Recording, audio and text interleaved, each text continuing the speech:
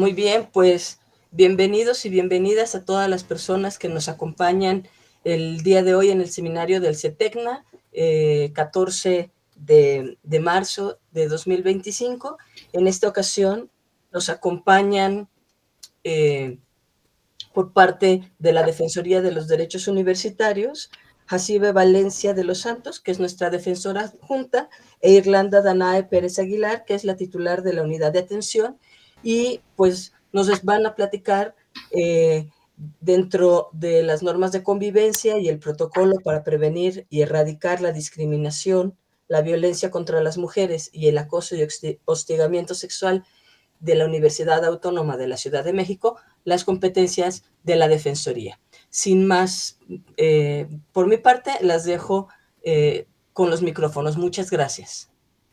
Gracias, muy buenos días a todas y a todos.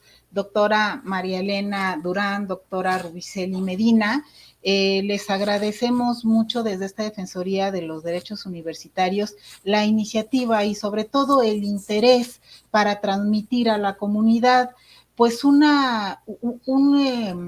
conocimiento sin que no es realmente tan profundo como quisiéramos en razón del tiempo, pero sí tener con ustedes una buena charla acerca del conocimiento de lo que con lo que contamos dentro del marco normativo de esta Defensoría, iniciando con el protocolo para prevenir y erradicar la discriminación, la violencia contra las mujeres, el acoso y el hostigamiento sexual. Me acompaña mi colega, la licenciada Irlanda Danae Pérez, que es la titular de la unidad de atención, o sea, el primer contacto que las víctimas tienen y también, por supuesto, las personas señaladas cuando se inician quejas en esta defensoría. ¿Sí? Entonces, bueno, este protocolo, quiero decirles que me enorgullece mucho que la Universidad Autónoma de la Ciudad de México cuente con este protocolo, cuente también con estas normas de convivencia, porque es menester decir y comunicar que no todas las universidades ni todas las casas de estudios a nivel superior la tienen. Para mí es muy honroso desde esta defensoría que esta universidad sí cuente con ellas. Por supuesto que en cualquier momento puede ser perfectible todas estas normas. ¿Por qué la perfectibilidad de las leyes y de los marcos normativos? Porque la violencia se reproduce, avanza y se contextualiza de diferente forma. Como va avanzando la sociedad, no sé si avanzando o retrocediendo, porque es muy triste saber que estas nuevas formas de violencia cada vez se van acrecentando. Entonces, las leyes, los marcos normativos, tienen que estar a la par de los diversos tipos de violencia que se van presentando. Pongamos un ejemplo. Por ejemplo, la violencia digital existe hoy, pero no existía ayer. Entonces, todos estos mecanismos para prevenir, para erradicar y para sancionar la violencia en contra de las mujeres y en lo general en toda la comunidad universitaria, porque este es un tema de derechos humanos y los derechos humanos es la igualdad sustantiva, la igualdad de derechos, pero con el toque esencial e importantísimo de la perspectiva de género. Entonces, en este protocolo con el que contamos, con el que cuenta la universidad, es un protocolo que está conformado por 3 títulos y 18 capítulos en total. Pero lo importante de este protocolo es que no sea letra muerta, sino que se aplique. En él se encuentran contenidos los principios elementales que van desde la Constitución hasta la Ley General de Acceso de las Mujeres a una Vida Libre de Violencia, la Ley General de Víctimas y, por supuesto, los principios elementales de los derechos humanos a nivel internacional, que son derechos humanos para todas y para todos. Por supuesto, convenciones como Belém do Pará, la CEDAW, también están presentes, por lo cual su relevancia e importancia, agradeciendo con ello el esfuerzo que las mujeres feministas, las mujeres que velan por los derechos humanos de esta universidad desde su creación hace más de 25 años y contando, tuvieron esta iniciativa de crear este protocolo, el cual se aplica. La Defensoría de los Derechos Universitarios atiende diversos aspectos. En este se contemplan todos los tipos y modalidades de las violencias en razón de género. Voy a dejar el uso de este micrófono a mi compañera Irlanda Danae, para que ella vaya, por supuesto, acompañando esta plática con esta presentación que, como ustedes pueden ver en pantalla, es la competencia de la Defensoría. Es bastante escrupulosa esta presentación. Por favor, todas las dudas, estamos pendientes. Yo ahorita tengo que estar en otra reunión, pero yo voy a estar allá, acá, y yo las dejo en las mejores manos. Yo sigo atenta, agradeciendo de antemano la presencia de todos y vuelvo a repetir, muchas gracias, doctora María Elena Durán y doctora Rubiceli Medina, por esta iniciativa, y continuamos y seguimos. Estas capacitaciones se van a dar a todo lo largo del año y de los años por venir y de todos estos meses de este segundo semestre, de este primer semestre. O segundo semestre, bueno, de todo, del primer semestre 2025, pero continuará con el segundo semestre y todos los que vengan. Es importante este tema de la capacitación. Les dejo con mi colega Irlanda Danae. Muchísimas gracias. Soy Jacibe Valencia, estoy para servirles. Gracias. Buenos días. Buenos días.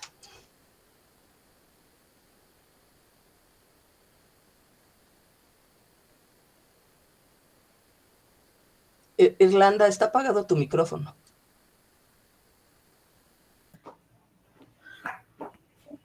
Buenos días. Listo, ya te escuchamos perfecto. Buenos días. Gracias, profesora. Les comentaba, profesora Mari Durán y profesora Rubiceli, que les agradecemos, como bien lo menciona la defensora, la invitación y la iniciativa por dar a conocer a sus estudiantes el tema de la Defensoría, del catálogo de normas de convivencia y del protocolo para prevenir y erradicar la discriminación, la violencia contra las mujeres, el acoso y el hostigamiento sexual en la UACM. Agradezco también a la maestra Jacibe, que es la actual defensora de esta instancia, quien actualmente está llevando pues todas las acciones competentes de la Defensoría.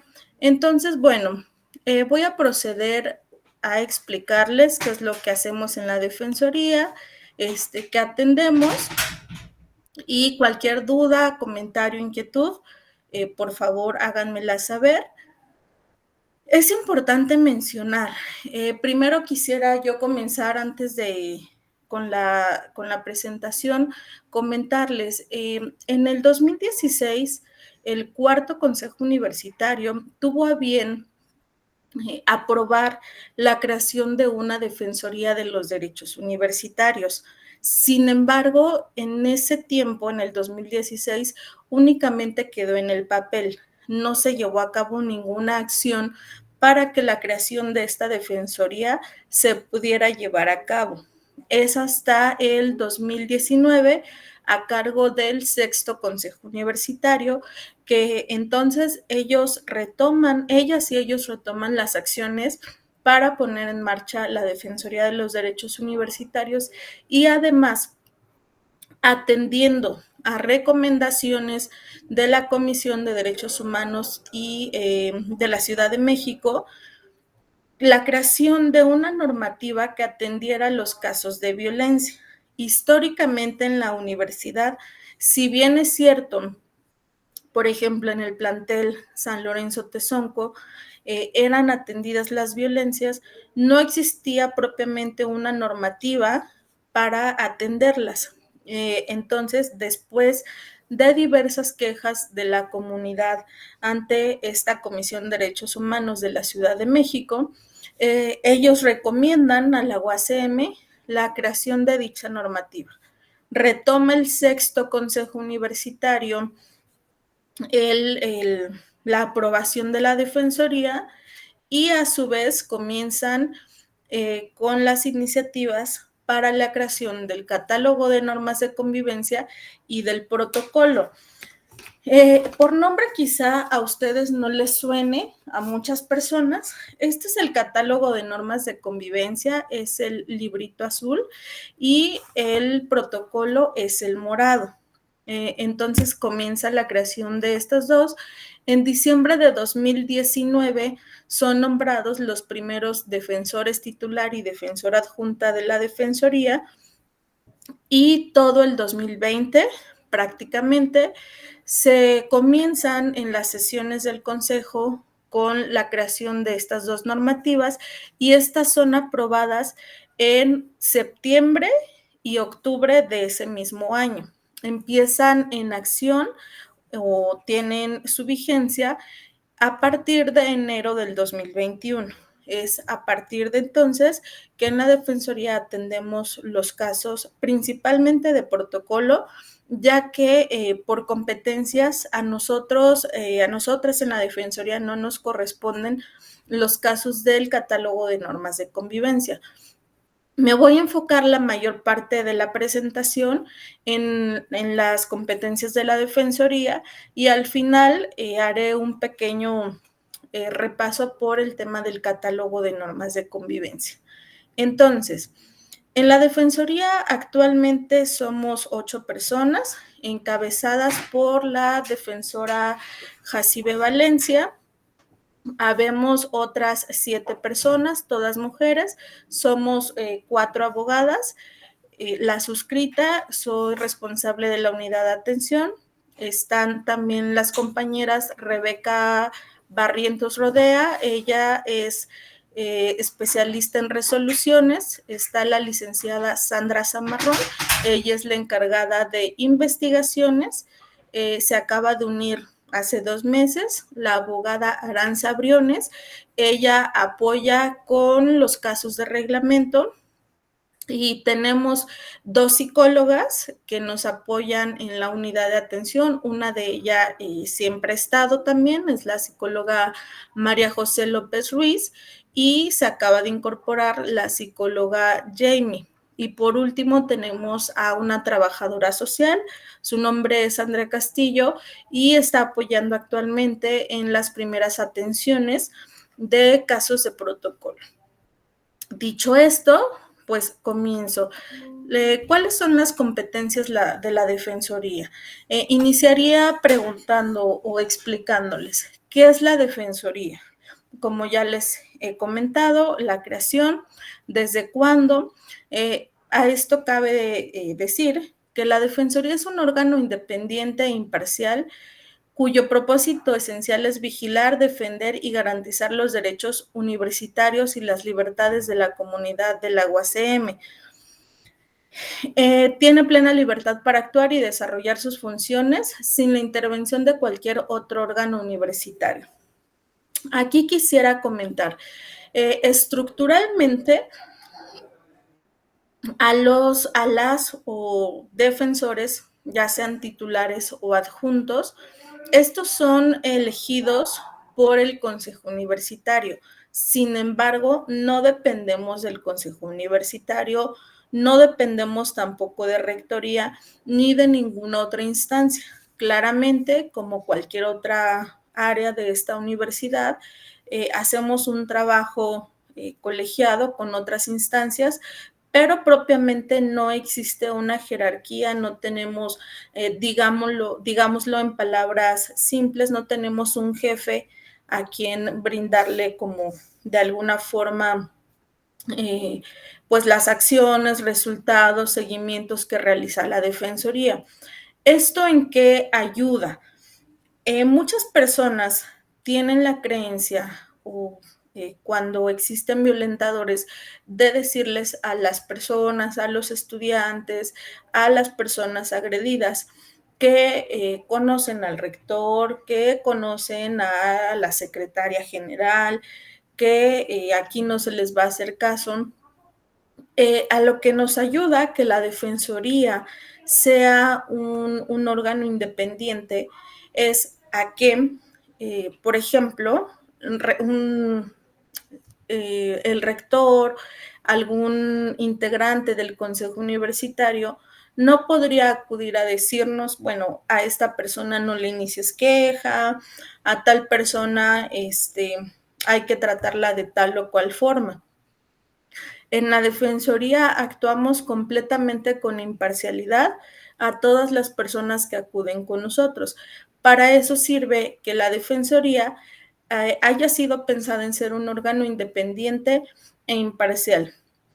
Cabe señalar que si bien es cierto, no tenemos una jerarquía, a fin de año nosotras tenemos la obligación de enviar al Consejo Universitario un informe con, bueno, pues todo lo que hicimos en el año, las quejas recibidas, qué se hizo, de qué forma se actuó, y ellos lo revisan. Si, por ejemplo, encontraran alguna pues inconformidad, algo que no cuadre, entonces ellos nos podrían realizar observaciones, pero no propiamente pues desde una relación de poder. El marco jurídico que tenemos en la Defensoría, pues inicia desde el estatuto de la UACM, aquí no lo pusimos, pero es desde el estatuto de la UACM que nos establece que tendría que haber una Defensoría de los Derechos Universitarios. Tenemos el Estatuto de la Defensoría de los Derechos Universitarios, el Reglamento de la Defensoría de los Derechos Universitarios, el Reglamento de Becas, que no es de la Defensoría, pero intervenimos. Más adelante les explico de qué manera. Y el protocolo para prevenir y erradicar la discriminación, la violencia contra las mujeres, el acoso y el hostigamiento sexual. ¿Cuáles son las funciones de la Defensoría? En términos quizá más generales, las funciones propiamente que tenemos aquí son dos. La de iniciar procedimientos de queja, que puede ser por reglamento o por protocolo, y somos instancia de segunda inconformidad en las becas. En la defensa de los derechos humanos y universitarios, que es básicamente el reglamento de la Defensoría de los Derechos Universitarios, es vigilar y defender el respeto de los derechos humanos y o universitarios. ¿Cuáles son los derechos humanos y o universitarios? Bueno, antes de pasar a decir cuáles, creo que sería importante mencionar qué son los derechos humanos. Los derechos humanos son todos aquellos que tenemos por el simple hecho de ser personas.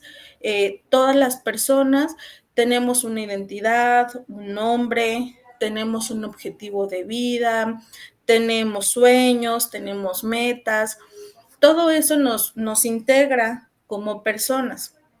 La Constitución Política de los Estados Unidos Mexicanos, que es el máximo, la normativa máxima que tenemos en México, nos reconoce estos derechos humanos. Anteriormente, cabe señalar, antes de 2011, la Constitución decía que los estados nos darían esos derechos. Hubo una reforma, importante a la Constitución, que es justo a este artículo primero, donde pues pasa básicamente de decir el Estado les otorga tales o cuales derechos a decir la Constitución reconoce los derechos humanos de todas las personas. ¿Esto por qué es importante?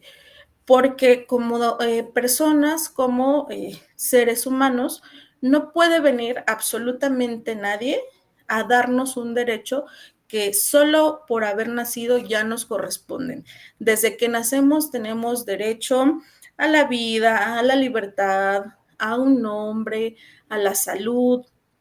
Entonces no puede un órgano venir y decir, bueno, yo a ti, Irlanda, te doy estos derechos. No, la Constitución lo reconoce, la reforma fue en el 2011, en junio del 2011, y entonces hace ya este reconocimiento.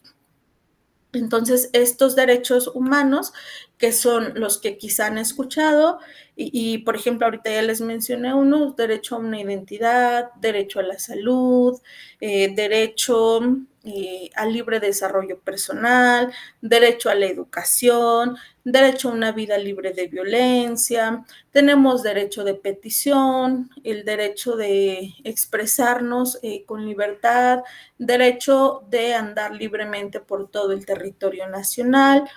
Todos esos son los derechos humanos que tenemos. Entonces, una de las funciones de la Defensoría es justamente vigilar y defender los derechos humanos de todas las personas integrantes de la comunidad universitaria, y nos incluye aquí también los derechos universitarios.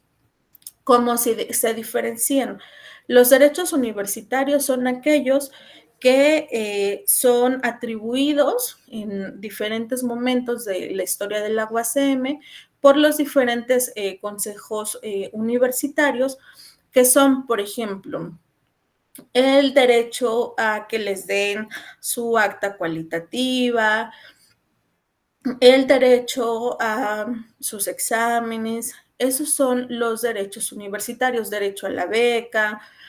La diferencia es que los derechos humanos le corresponden a todas las personas, sean partes integrantes de la UACM o no. Los derechos universitarios son exclusivos, en este caso, de las personas integrantes de la UACM. Entonces, una de nuestras funciones es esa. La segunda sería recibir quejas, preguntas, solicitudes de asesorías e información relacionadas con derechos humanos y universitarios. Cuando algún derecho humano universitario ha sido violentado por alguna persona o autoridad, entonces pueden acudir a la Defensoría para iniciar una queja, para preguntar. Puede ser que muchas veces no tengamos claro si están siendo violentados nuestros derechos.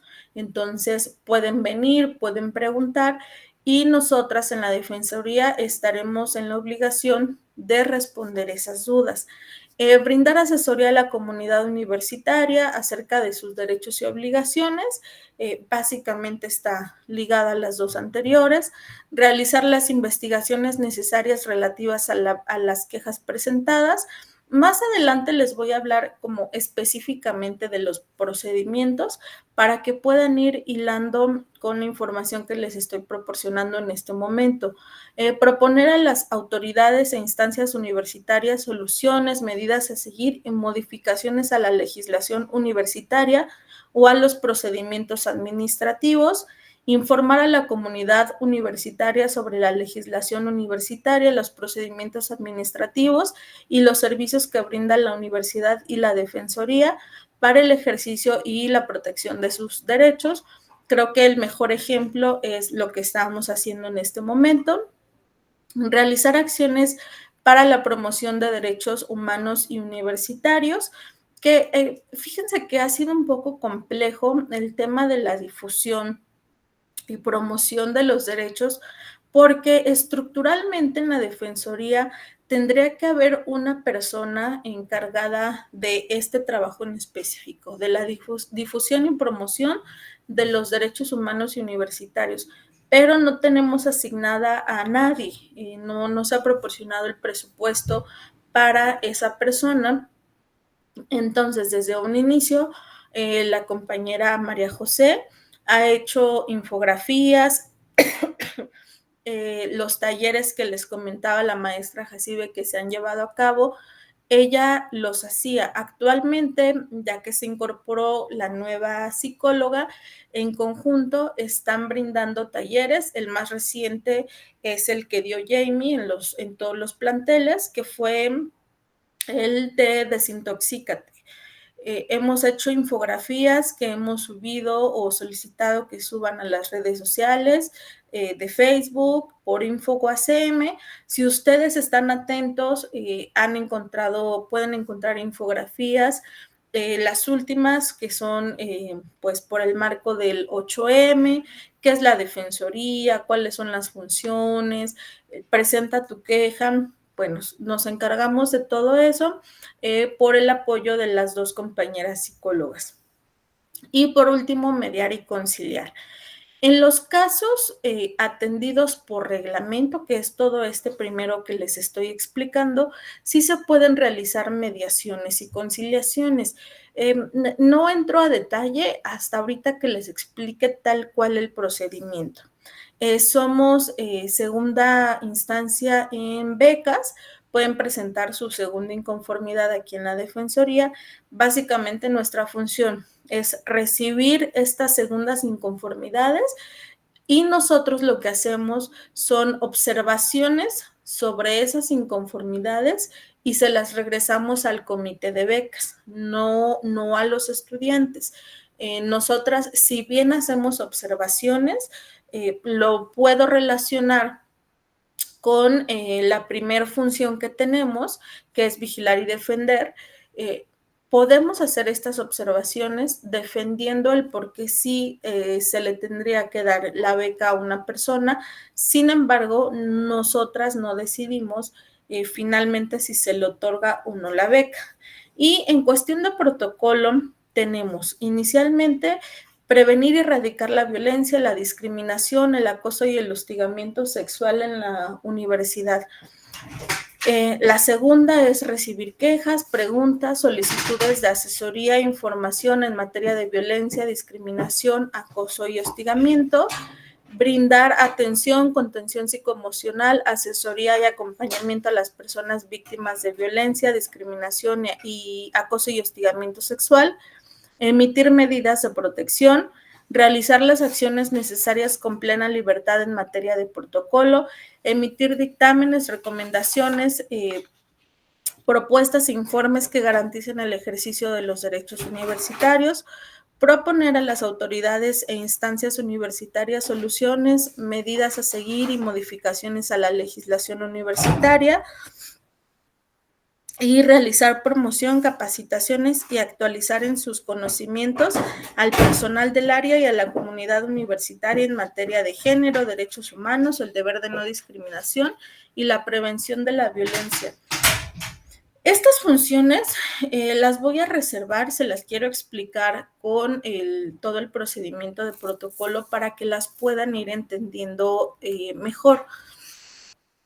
¿Cuáles son los tipos de quejas que recibimos? Las que ya les comenté, quejas por violaciones a derechos humanos y universitarios, que son las quejas que llevamos vía reglamento de la Defensoría, segunda instancia en materia de becas y quejas relacionadas con actos de discriminación, violencia, acoso y hostigamiento, que son las que están descritas en el protocolo.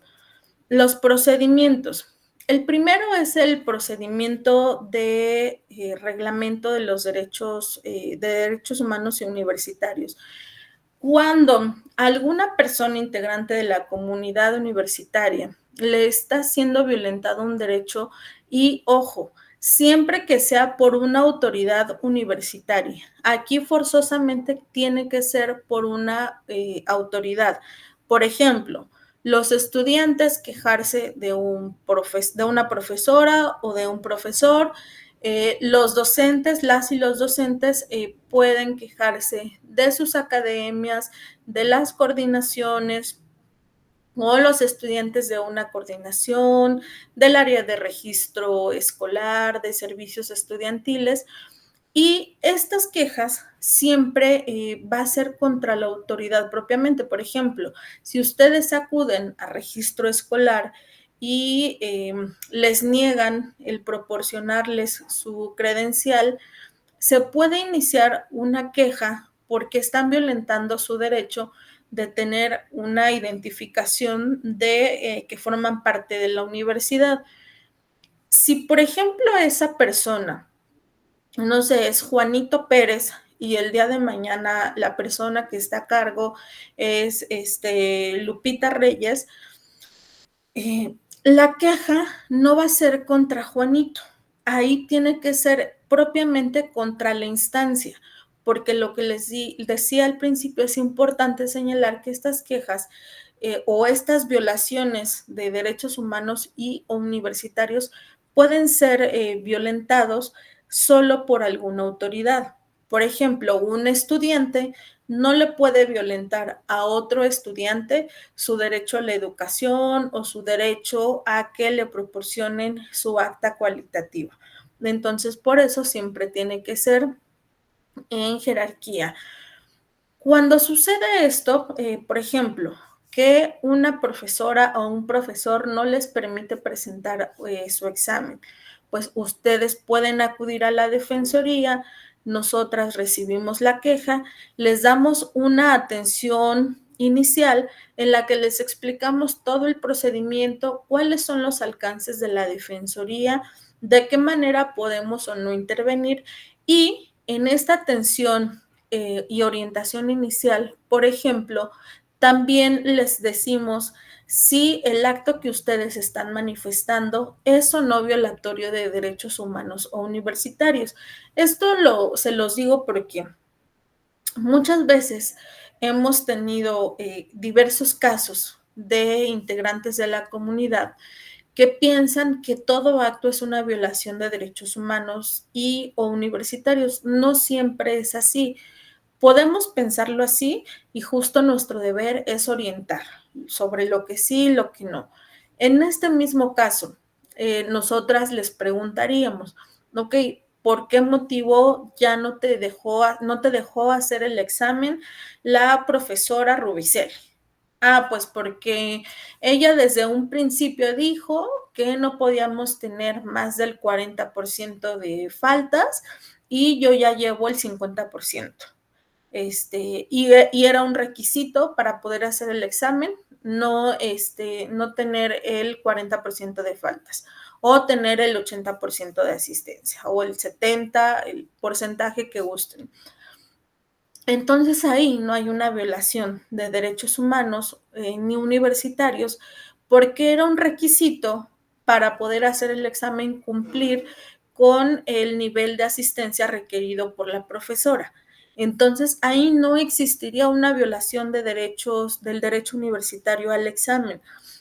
¿Cuándo sí lo sería? Si, por ejemplo, ustedes han cumplido con la asistencia, con sus tareas, con las participaciones y la profesora Rubicelli dice, pues no te dejo hacer el examen porque hoy no amanecí de buenas y no quiero que tú hagas el examen. No hay una razón lógica, coherente, por el cual les haya dicho que no pueden hacer el examen. Entonces, ahí sí existiría una violación a un derecho universitario. Entonces, ¿qué es lo que hacemos?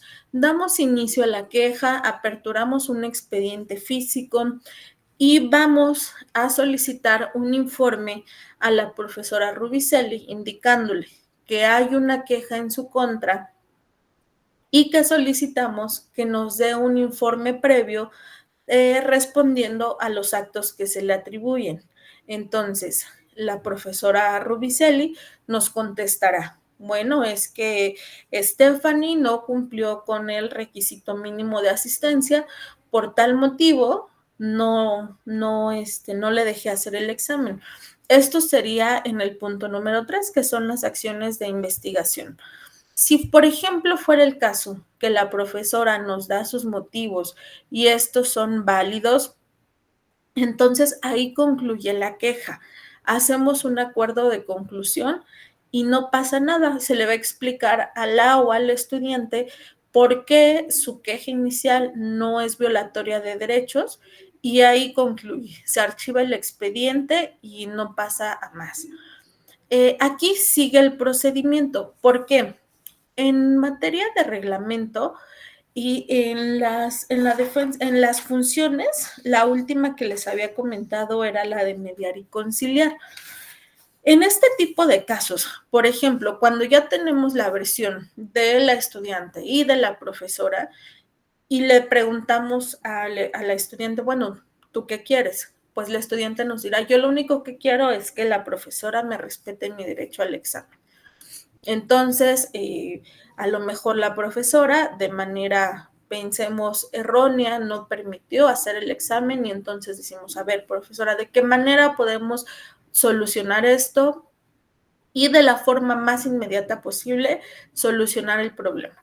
Bueno, pues la profesora nos dirá, bueno, yo me equivoqué, había 2 Stephanie y yo pensé que era Stephanie Salas y no Stephanie Pérez. Entonces, yo le puedo hacer el examen, no hay problema, se puede mediar o conciliar, se firma un acuerdo entre las partes y concluye ahí la queja, porque ya se le dio solución. Y es importante también hacerle saber que justo este procedimiento de reglamento pretende eso, que se le pueda dar una solución rápida a las y los estudiantes.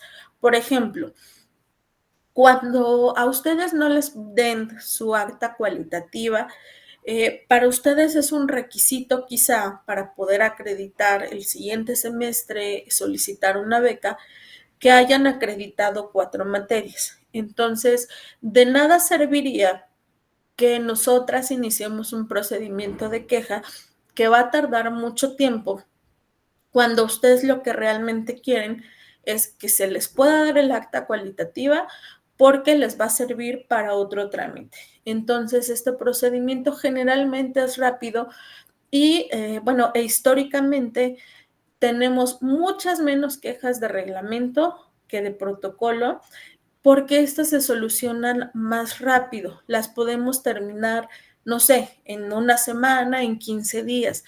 ¿Cuándo? No, cuando sí hay una violación de derechos humanos y o universitarios y no fue posible mediar o conciliar, entonces lo seguimos a hacer una recomendación. Hacemos una formulación del proyecto de recomendación que es básicamente todo lo que la Defensoría opina, el por qué sí se violó un derecho humano o universitario, perdón, cuál fue el derecho que se violó, que no se pudo mediar o conciliar y que nosotros recomendamos a esa autoridad, en este caso a la profesora, que no puede realizar este tipo de violaciones de derechos humanos y o universitarios. Se hace la revisión del proyecto, se hacen los cambios que se tengan que realizar y procedemos a emitir la recomendación. Esta recomendación se notificaría a la profesora y daríamos, en esta recomendación justo le indicamos cómo es la forma en la que ella podría,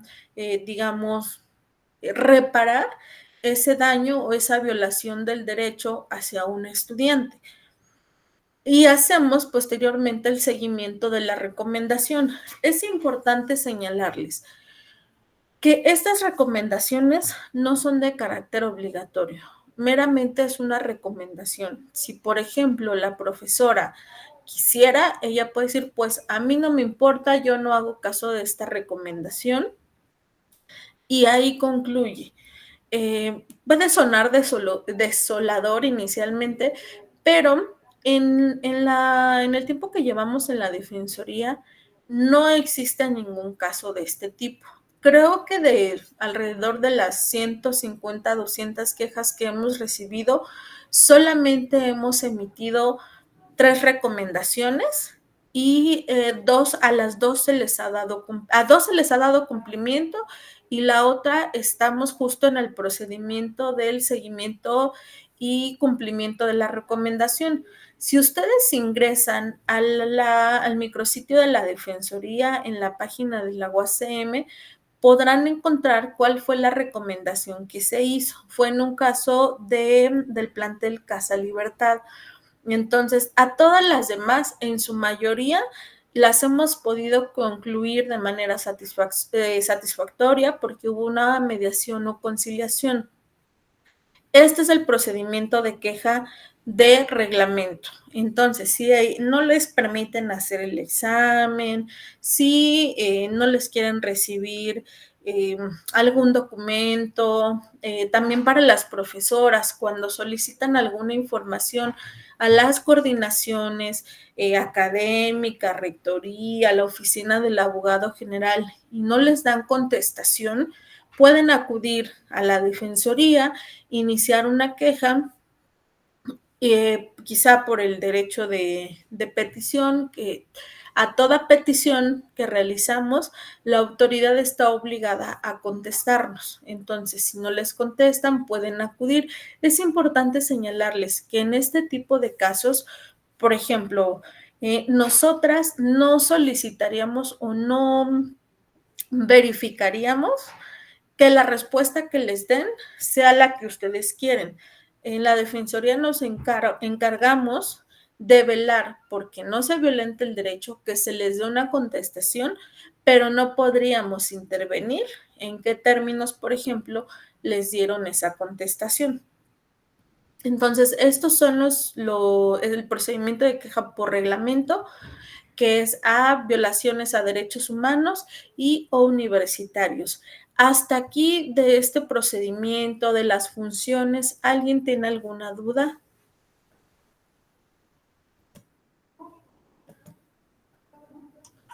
No, creo que nadie, ¿verdad? No, parece que no. Continuamos entonces.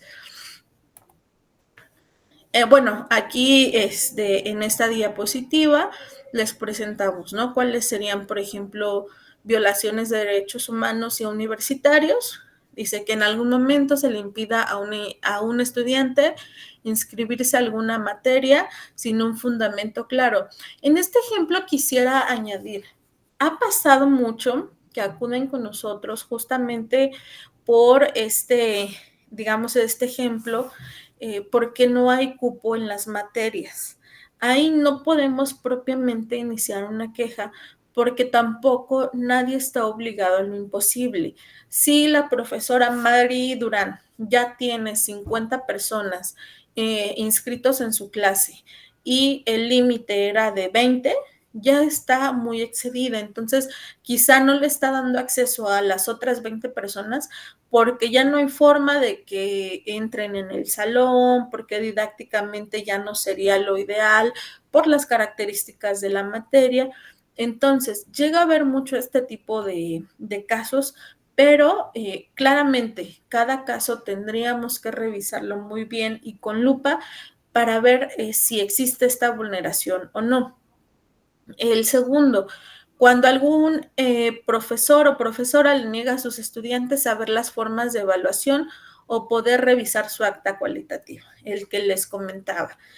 Cuando a un estudiante le impiden obtener su cédula o título sin justificación alguna. Todos estos derechos que son universitarios, si son violentados, ustedes pueden acudir a la Defensoría y se les inicia una queja. Somos segunda instancia en materia de becas. Ustedes, cuando salen las convocatorias para las becas, para la renovación de becas, ya sean de licenciatura, de posgrado, de servicio social, todas las becas que brinda la universidad, ustedes se inscriben, cumplen con los requisitos, quizá no, pero ustedes hacen su trámite. Cuando sale la resolución, digamos, o el listado de las personas que son beneficiadas por las becas, no viene su nombre. Es decir, ustedes no fueron beneficiados con la renovación de beca de licenciatura. Bueno, lo que nos dice el reglamento de becas es que ustedes pueden, ingresar una primera inconformidad ante el comité de becas. Tienen determinado tiempo. Esto es muy importante señalarlo y aclararlo porque nos llegan muchas quejas de becas y el motivo por el cual no se les proporcionó es porque no mandaron en tiempo y forma la inconformidad, porque no ingresaron los documentos y se les pasan los tiempos. Si se pasan los tiempos, no hay forma de que se les pueda dar la beca. Si, por ejemplo, alguien que sí cumplió con todos los requisitos, que hizo todo en tiempo y forma, a lo mejor con las dos, ya sea con la primera o la segunda inconformidad, sí se la pudieran otorgar. Cuando un estudiante se le van los tiempos, no hay forma. Así metiera 10 inconformidades, no hay forma de que se les pueda dar la beca. Es importante que ustedes estén siempre muy atentas y atentos a las fechas para el ingreso, para la primera inconformidad y para la segunda. Entonces, me regreso cuando ustedes ingresan a una primera inconformidad y el comité de becas niega, dice, no, no mereces la beca, entonces ahí interviene la defensoría. Pueden ingresar una segunda inconformidad aquí con nosotras. ¿Qué es lo que nosotros hacemos? Pues recibimos su inconformidad, su escrito, en el cual nos manifiesten pues los antecedentes. Nosotras con todos los elementos al alcance, es decir, todos los requisitos que le solicitaron para el trámite de becas, que cumplan con el requisito de estar en al menos 4 materias inscritas o inscritos, que hayan aprobado 4 materias del semestre anterior, que ingresen sus documentos en tiempo y forma. Recibimos todo, hacemos un análisis del caso en particular de cada estudiante y entonces podemos hacer observaciones. Por ejemplo, hay estudiantes que ya no se las renuevan porque hay una fórmula que viene en uno de los artículos del reglamento de becas que nos indica a cuántos semestres tenemos derecho a la beca. Esta se hace desde la primera vez que se ingresa la beca y, por ejemplo, si ahí les dice que son 6 semestres y ustedes un semestre no cumplieron con el requisito y piensan, todavía me sobra un semestre, no. Entonces, ahí, por ejemplo, observamos y decimos, ok, el comité de becas tiene razón porque ya se le dieron todos los periodos que tenía derecho a la beca. O decimos, bueno, el comité de becas no tiene razón porque esta persona, Ana, cumplió con todos los requisitos, ingresó todo en tiempo y forma, todavía está en el periodo de recibir la beca, entonces sí tiene derecho a la beca. ¿Y qué es lo que vamos a decir en la observación? Es comité de becas, Ana sí tiene derecho a la beca, por lo tanto, yo te solicito que se la otorgues. Estas observaciones las enviamos en un término de 10 días hábiles después de haberla recibido al comité de becas. No se las damos a las y los estudiantes porque no es una resolución. A esas observaciones, el comité de becas tendrá que puede hacer caso o no de lo que les decimos. Puede ser, y pasa también mucho, que el comité de becas dice, bueno, yo sí le quiero dar la beca a estas 10 personas, pero ya no hay el presupuesto. Nosotras, Defensoría, no podemos intervenir en el tema del presupuesto. Cuando se hace por sorteo, porque supera el número de becas solicitadas al número de becas ofrecidas, entonces se hace un sorteo entre las personas que sí cumplen los requisitos y quien no se ha beneficiado, pues realmente no se puede hacer nada, se va a quedar sin beca. Entonces, somos materia en esta segunda instancia en materia de becas, que sería, digamos, el segundo procedimiento. El tercer procedimiento es el de protocolo para prevenir y erradicar la discriminación, la violencia contra las mujeres, el acoso y el hostigamiento sexual. Es este libro moradito. ¿Qué es lo que más atendemos en la Defensoría? ¿Qué conductas atiende el protocolo? Para quienes tengan a la mano el protocolo o puedan anotar en qué artículos viene, va desde el artículo 7 hasta el 13. Sí, hasta el 13. Del 7 al número 13. El 7 empieza con los actos de discriminación, atiende violencia física, violencia psicoemocional, violencia sexual, violencia docente, violencia laboral, violencia de pareja, violencia en la comunidad, violencia institucional, violencia digital, hostigamiento laboral y acoso y hostigamiento sexual. Antes de explicarles el procedimiento de queja de protocolo, me parecía importante pues que ustedes sepan qué actos atiende esta normativa, para que una vez que les explique el procedimiento, ustedes sepan cuándo pueden o no iniciar una queja por protocolo. De manera breve, les voy a ir explicando cada uno para no extendernos muchísimo. ¿Qué es la discriminación?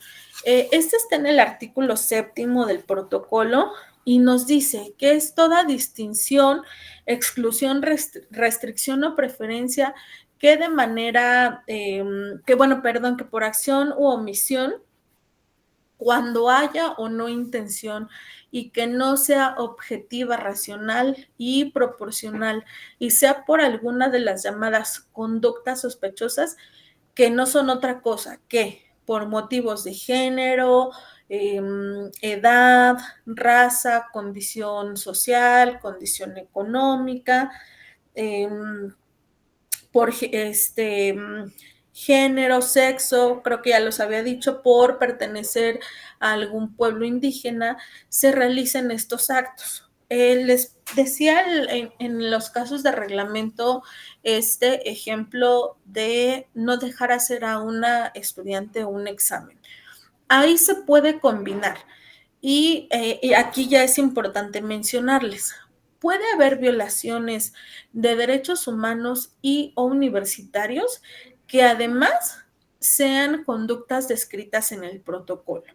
Por ejemplo, retomo ese mismo ejemplo. La profesora Rubicelli no le dejó hacer el examen a Stephanie porque está embarazada, solo por ese hecho.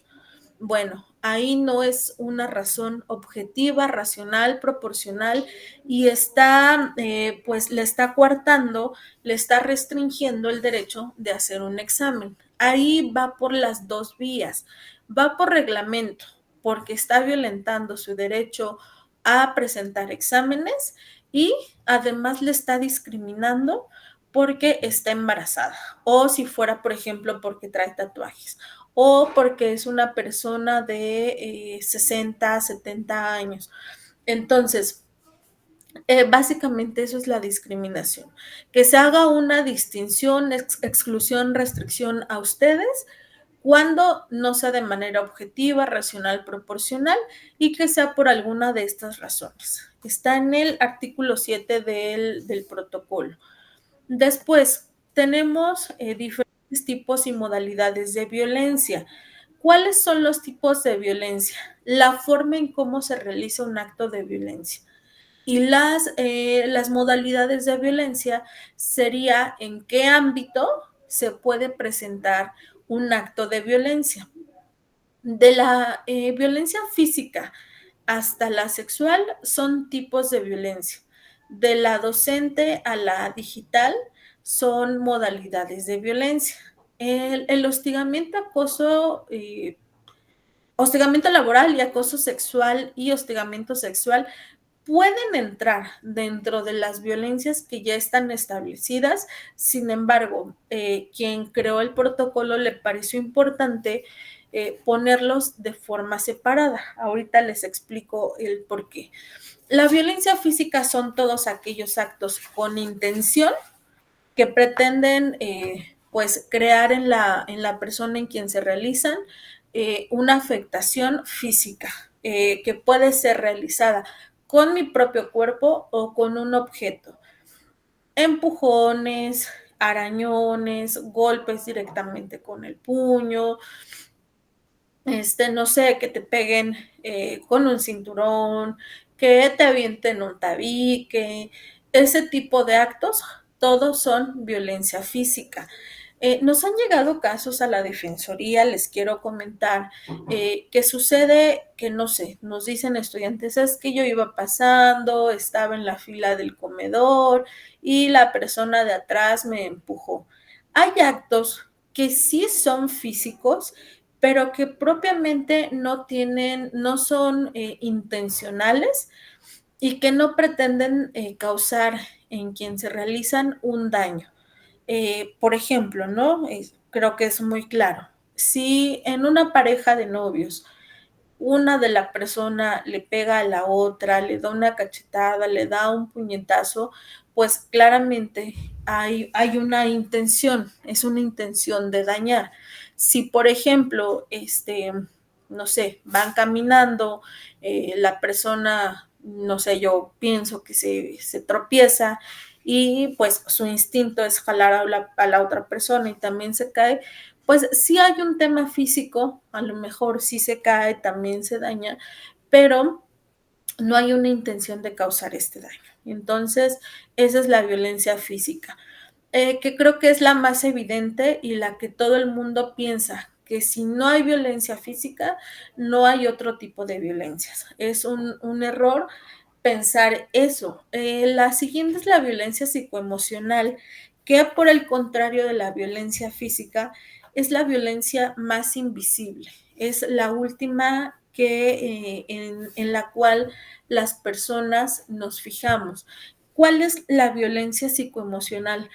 Todos aquellos actos que tienen la intención de causar en la persona un menoscabo en su integridad emocional. Esto se puede ver a través de humillaciones, chantajes, manipulaciones, intimidaciones, amenazas. Estos actos los vemos constantemente o los sabemos, por ejemplo, se da en los temas de pareja. Cuando mi novio me empieza a decir, eh, es que no me gusta que uses esa falda tan corta porque te voltean a ver.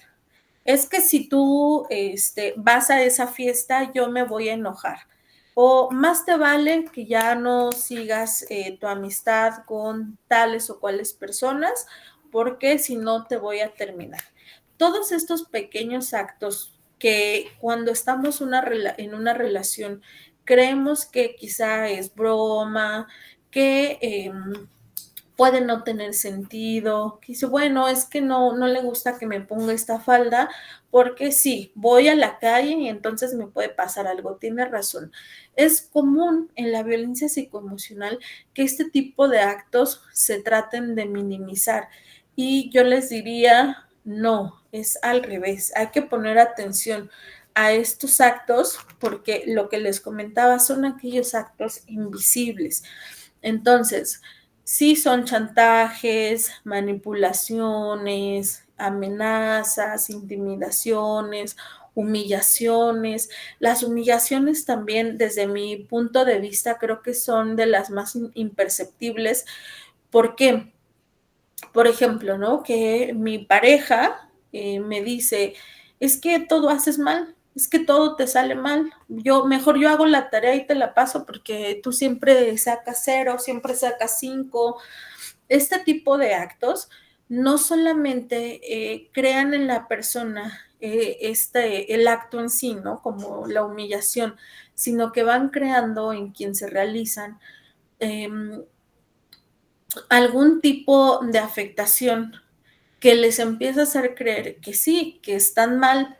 Estos famosos, pues que tanto te lo dicen hasta que te lo crees, o una mentira 1000 veces dicha se convierte en verdad, pasa en la violencia psicoemocional. De tanto que mi pareja me dice, o mis amigos también, ¿no? Puede ser que me dicen que yo todo el tiempo estoy mal, pues entonces ya me creo que todo el tiempo estoy mal y va creando actos en la persona o más bien resultados de depresión, de ansiedad, de inhibirse ante las conductas que realiza en la sociedad, porque justamente ya se está creyendo que no sirve, que todo lo que dice está mal.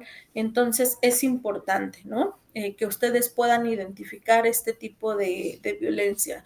La violencia sexual son todos aquellos actos que tienen como fin coartar la libertad o seguridad sexual de las personas.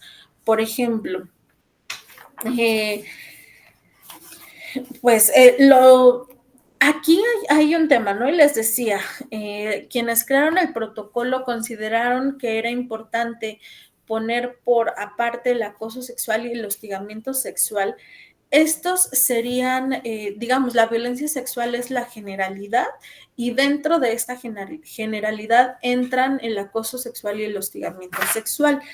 Que esta violencia se puede, se puede ver en todos aquellos actos que pretenden hacer una explotación sexual o un uso denigrante de la mujer.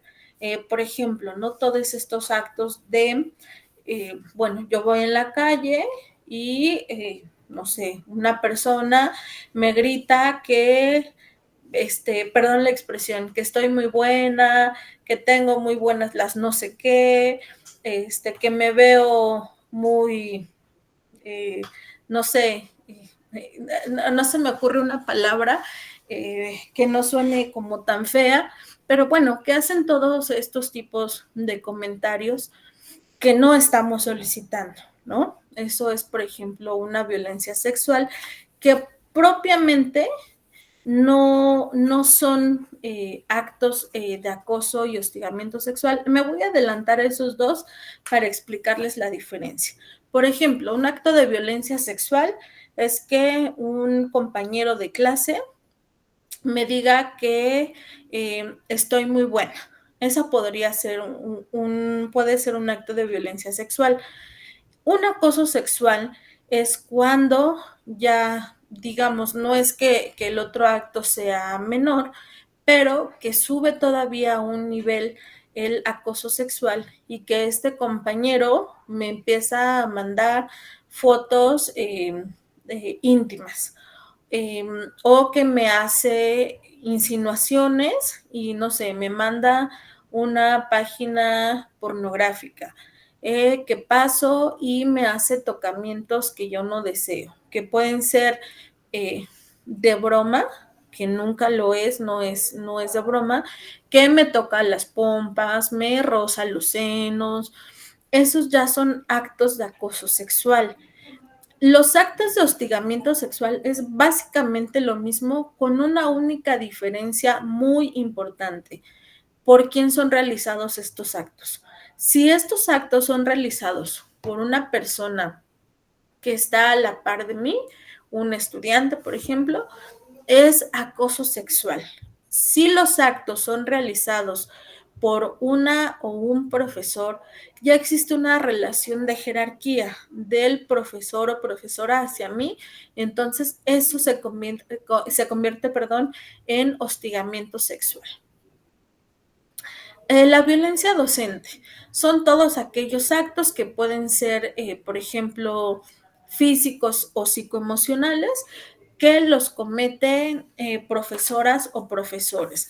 Por ejemplo, todos aquellos actos de exhibición, de humillación, de menosprecio en contra de los estudiantes. Cuando ustedes encuentran a profesores que les dicen es que tú no sabes nada, que los exhiben, por ejemplo, ante todo el grupo y les dicen, pues a nadie más le dice la calificación en voz alta más que a una persona porque sacó 5. Le dice, bueno, pues tú sacaste 5. Es un acto de exhibición. Y también es, creo que después de la violencia psicoemocional, es de las más frecuentes en la que hemos recibido en la Defensoría, estos actos de violencia docente, por actos que realizan profesoras o profesores donde humillan a los estudiantes, los exhiben, les hacen bromas pesadas.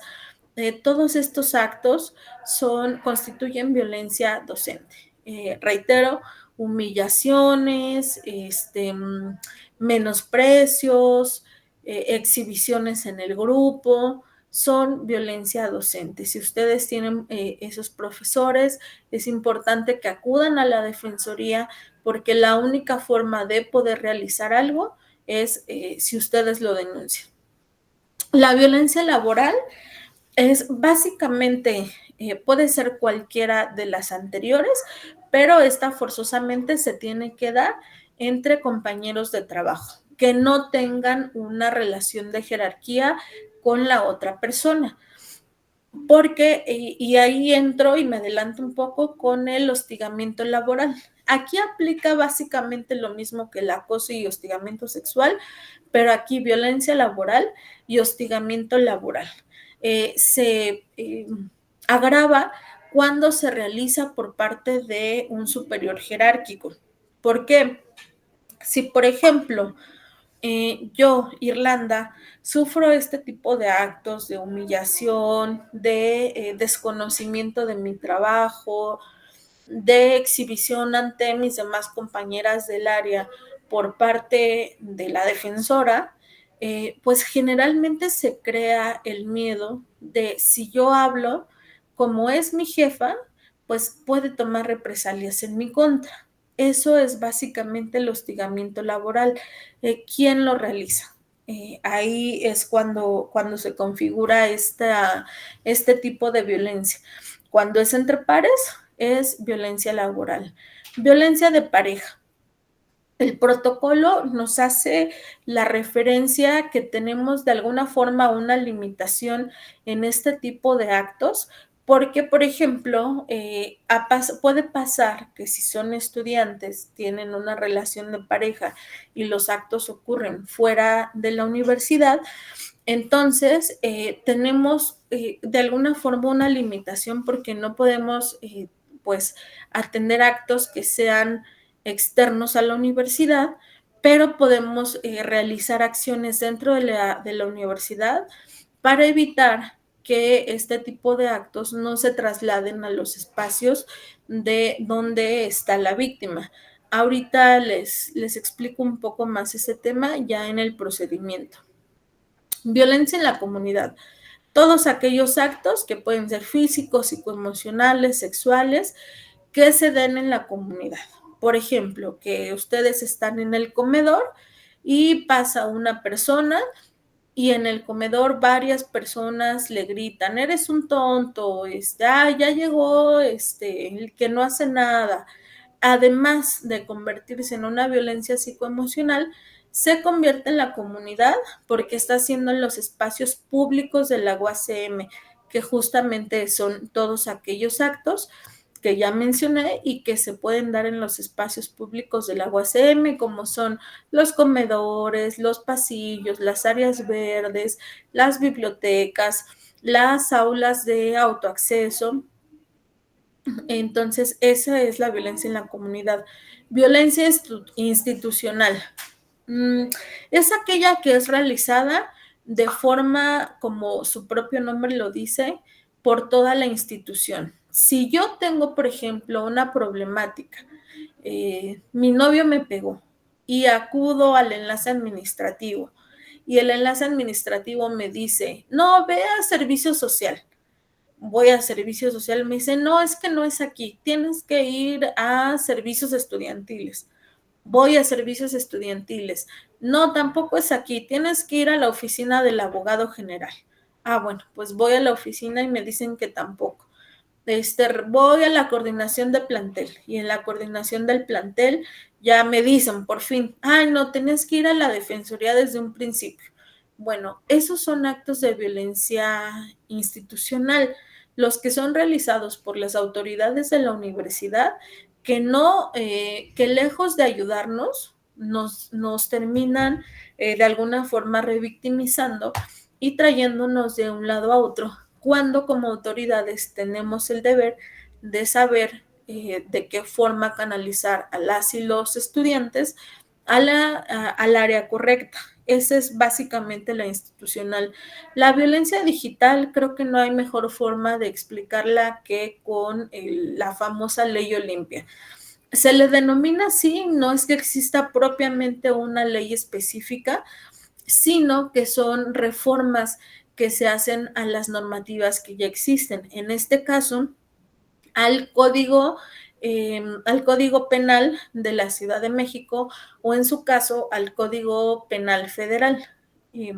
Ya existían determinados actos y se adiciona este acto de violencia digital, que son aquellos actos en los que se exhibe, obtiene, reproduce, comparte videos, fotos, capturas de pantalla de contenido meramente sexual sin el consentimiento de la víctima. Pues ahí básicamente, ¿no? Igual, regreso al tema de pareja, que es donde más se puede dar este tipo de violencia. Estando bien con mi novio, pues yo con la confianza de que es mi novio, que es una persona en la cual puedo confiar, o por el motivo que yo guste, le comparto una foto íntima mía y al terminar, esta persona le comparte esa foto a todos sus amigos o a mis compañeros del grupo. Ahí hay una violencia digital porque no existe mi consentimiento para que sea compartido ese material y sin embargo lo está haciendo. O que sea reproducido, esos configuran actos digitales. Ahora, es importante mencionarles que varios de estos tipos y modalidades de violencia, además de que están contemplados en el protocolo y que son atendidos por la Defensoría, pueden constituir delitos. Entonces, además de poder iniciar un procedimiento en la universidad, si fuera constitutivo de delito, se puede acudir de forma externa a las autoridades, que es básicamente el Ministerio Público, quien puede iniciar carpetas de investigación por estos actos que constituyan un delito. Por ejemplo, la violencia de pareja es una conducta que está normada en los códigos penales, tanto de la Ciudad de México como en el federal, y se puede iniciar por esa vía. La violencia digital también puede ser, y se me pasó, ahorita me estoy dando cuenta que una de las violencias, pues digo, la más ruda, la más cruda, después de todas estas es la violencia feminicida. No la puse, pero también se puede, en la UACM, les comparto, sin mencionar nombres, que hemos iniciado 3 quejas por posibles actos de tentativa de feminicidio. Afortunadamente no pasó a mayores, pero sí hubo actos tendientes, entonces también se pueden iniciar. Ahora sí me enfoco en el procedimiento de queja de la Defensoría. Antes de iniciar, ¿hasta aquí alguien tiene dudas, comentarios acerca de los tipos o modalidades de violencia?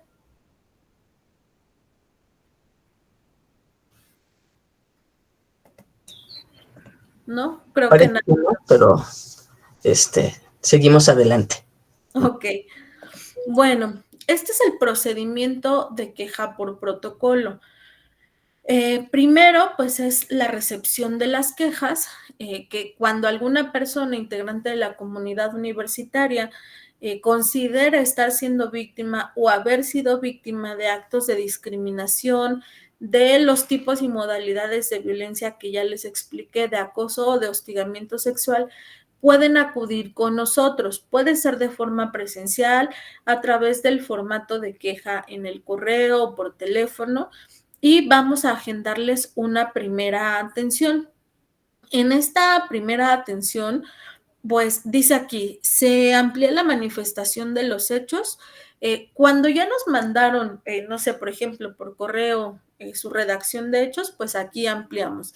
Si no, y por ejemplo, llegan de forma presencial, pues aquí escuchamos cuáles son los actos que ustedes consideran que han sido víctimas o están siendo víctimas. Les explicamos todo este procedimiento de queja, los asesoramos jurídicamente diciéndoles si los actos que ustedes están refiriendo pueden ser constitutivos o no de violencia. Realizamos, les decía, estas conductas pueden constituir algún delito. Sí, bueno, en esta asesoría jurídica también les explicamos eso, si puede constituir algún delito y se les ofrece un acompañamiento externo si ustedes desean iniciar una carpeta de investigación. Este acompañamiento es meramente eso, acompañarlas al Ministerio Público a que puedan iniciar su carpeta de investigación, pero no realizamos acciones de representación y les damos contención psicoemocional. En todas las primeras atenciones siempre estamos su servidora, está la psicóloga y está la trabajadora social. Si ustedes, por ejemplo, derivado de los actos pues, de los cuales están siendo víctimas, tienen afectaciones psicoemocionales que pueden ser, por ejemplo, depresión, enojo, ira, les podemos brindar una contención psicoemocional, que este es un auxilio psicológico primario que se otorga únicamente para que la persona pueda, digamos, de alguna forma liberar esos sentimientos que tienen guardados y que puedan continuar con sus actividades pues cotidianas. Podemos también en esta primera atención preguntarles si ustedes desean una canalización para que tomen terapia psicológica, que es un apoyo que brinda una instancia externa a la universidad a través de la coordinación de servicios estudiantiles. Cuando son derivados de quejas por protocolo, les dan 30 sesiones completamente gratuitas, es totalmente en línea y se llama, perdón, se me olvidó el nombre, pero es psicoanálisis.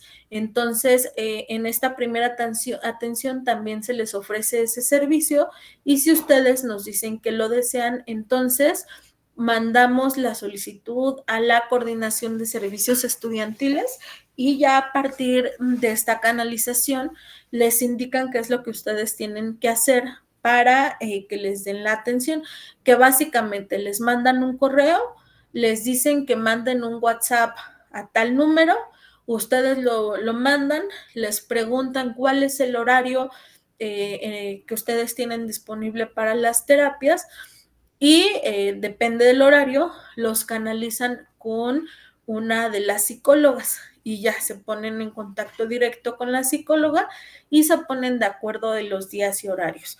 Repito, son 30 sesiones gratuitas cuando la canalización es por actos de protocolo.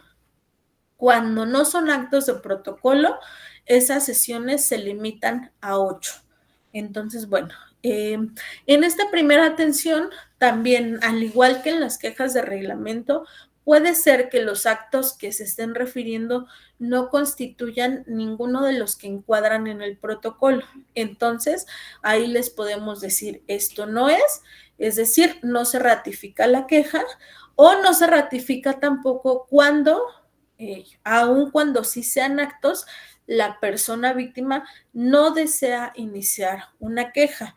Aquí yo les digo, y quiero hacer un comentario. Muchas veces tenemos amigas, a mi prima, a mi hermana, que están siendo víctimas de violencia y, por ejemplo, deciden no actuar, ni dentro de la universidad ni fuera.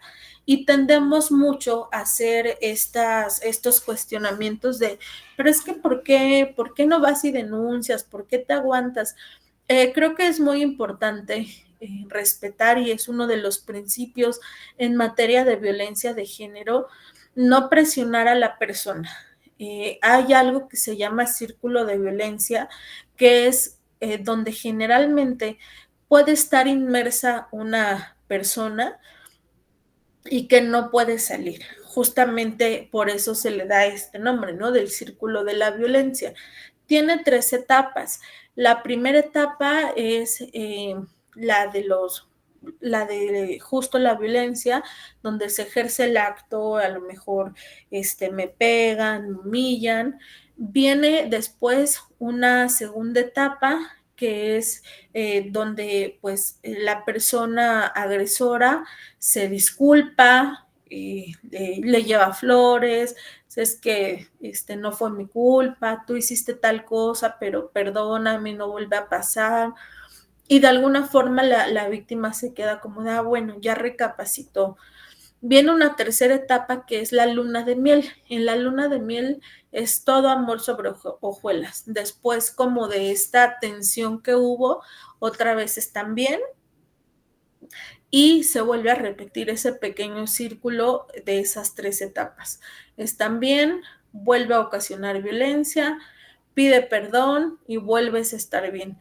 Por eso se le llama así, y muchas de las víctimas están inmersas en este círculo y claramente las personas que estamos afuera no nos podemos explicar por qué no puede salir, por qué no se atreve a denunciar.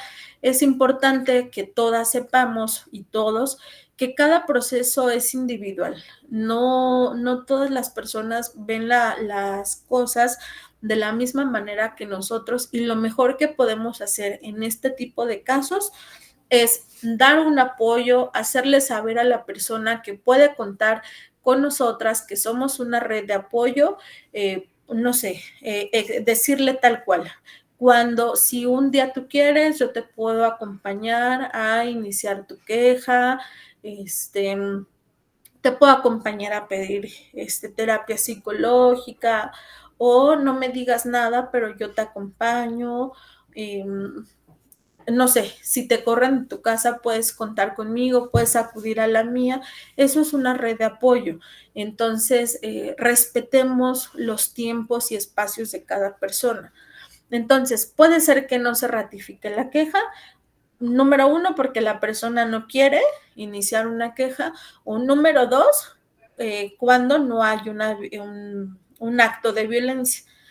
En el caso de que se ratifique la queja, entonces, de manera formal, hacemos un acuerdo de admisión, aperturamos un expediente, asignamos un número de folio y algo muy importante, podemos emitir medidas de protección. Las medidas de protección son actos encaminados a salvaguardar la integridad física o psicoemocional de la persona víctima cuando se considera que alguna de estas esté en peligro.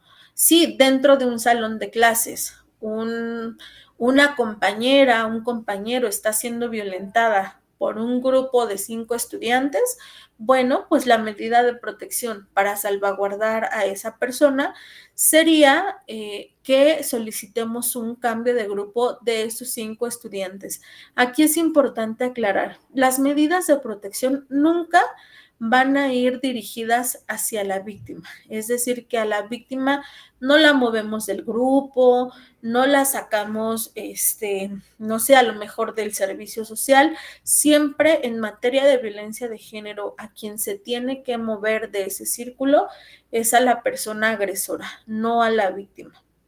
Entonces, si se considera necesario, se pueden emitir estas medidas de protección. ¿Hasta aquí alguien tiene alguna duda, pregunta, inquietud?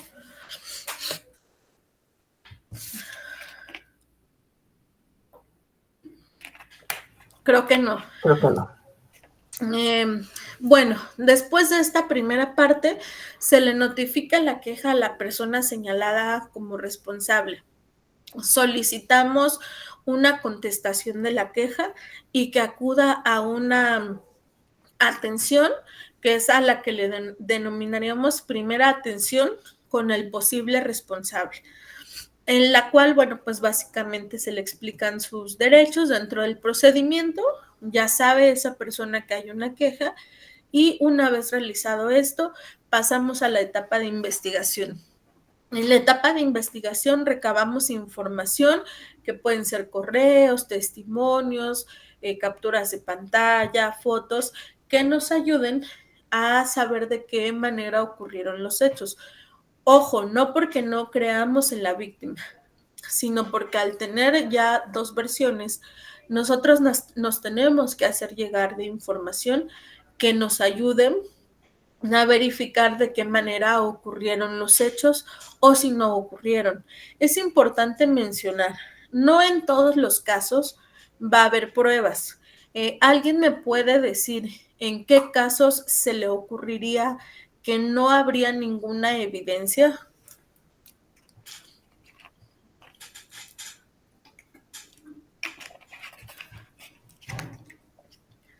¿Algún ejemplo? No se me ocurre a mí. ¿No?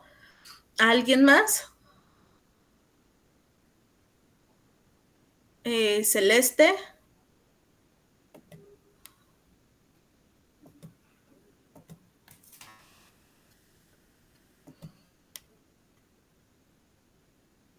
¿No?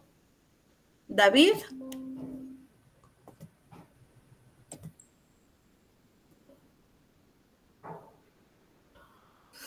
Bueno, creo que no.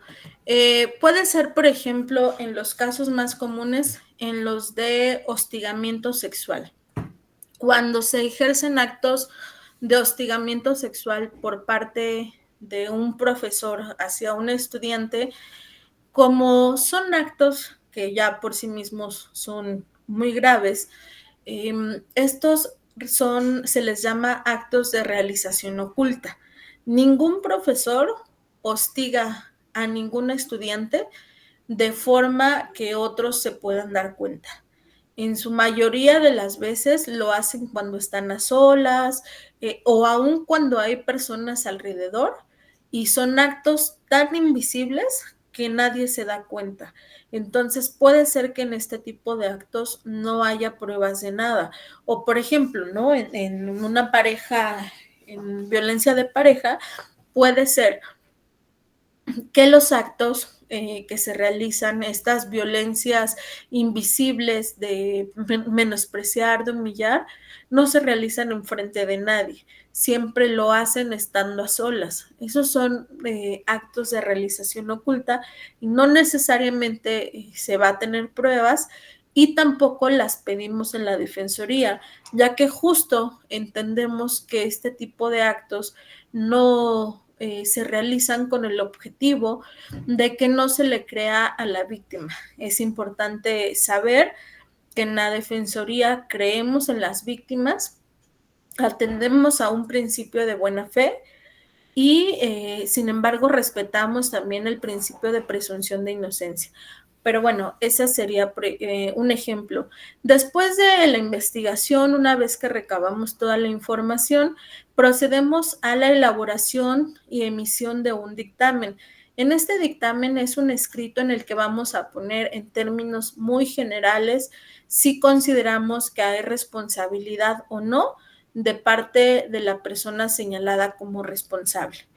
Este dictamen no nos lo quedamos nosotras en la defensoría, lo remitimos a otra instancia que puede ser a la oficina del abogado general o al Consejo de Justicia.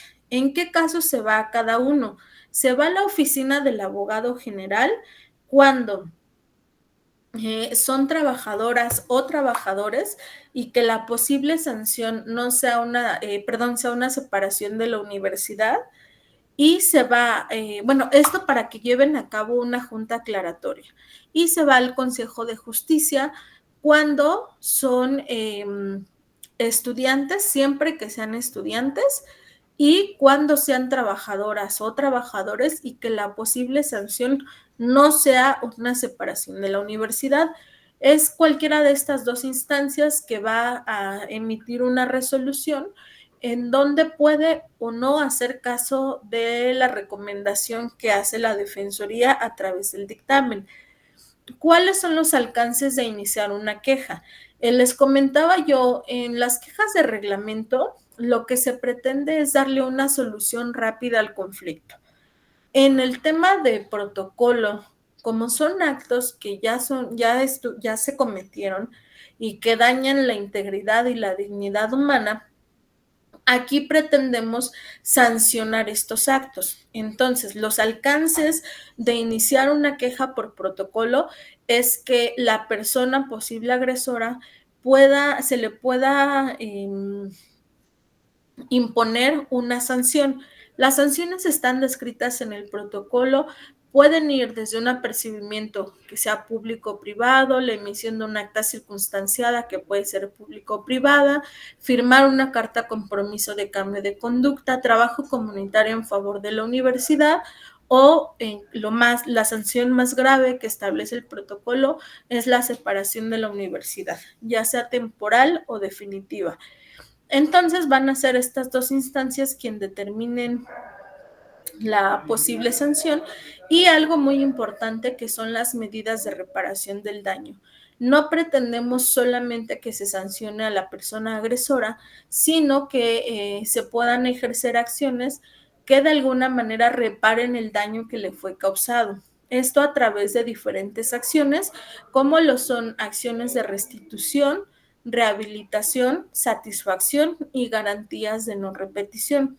Las acciones de restitución están encaminadas a los daños materiales. Si derivado de los actos, no sé, mi novio me rompió el celular, mi compañera rompió mis audífonos, entonces tengo derecho a que me sean restituidos alguno de esos dos objetos en especie, nunca de forma económica.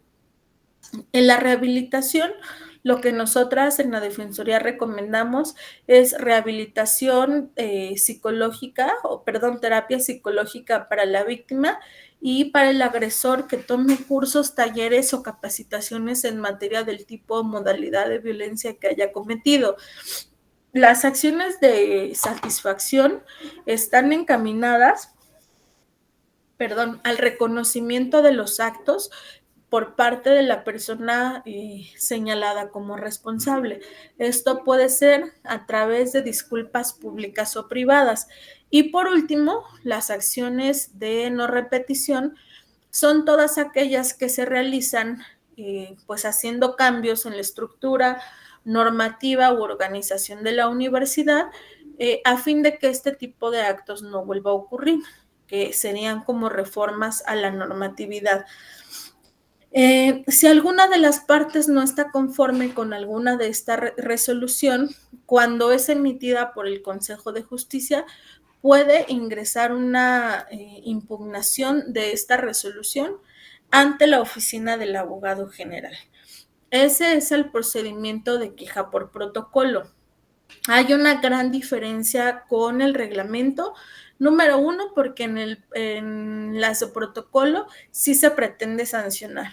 Y número dos, porque en las de reglamento se pueden mediar o conciliar y en las de protocolo no. Expresamente está prohibido por el protocolo que en este tipo de actos se medie o se concilie, esto atendiendo a la relación de poder que puede estar siendo ejercida por la persona agresora en contra de la víctima y que una mediación y una conciliación puede estar siendo, por ejemplo, de forma obligada, manipulada por la persona agresora. Entonces, básicamente, esas son las dos grandes diferencias.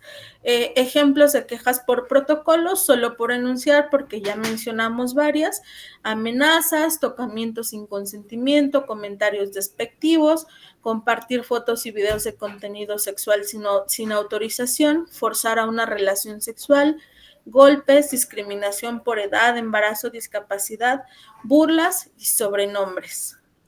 Por último, en cuanto a la Defensoría, es importante que, antes de esto, ¿alguien tiene alguna duda del procedimiento de protocolo?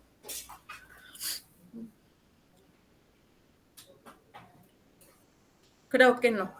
Bueno, dicho esto, los tres procedimientos que iniciamos en la Defensoría, que justamente son nuestra competencia, es iniciar quejas por reglamento, ser segunda instancia en materia de becas y número 3, iniciar quejas por protocolo.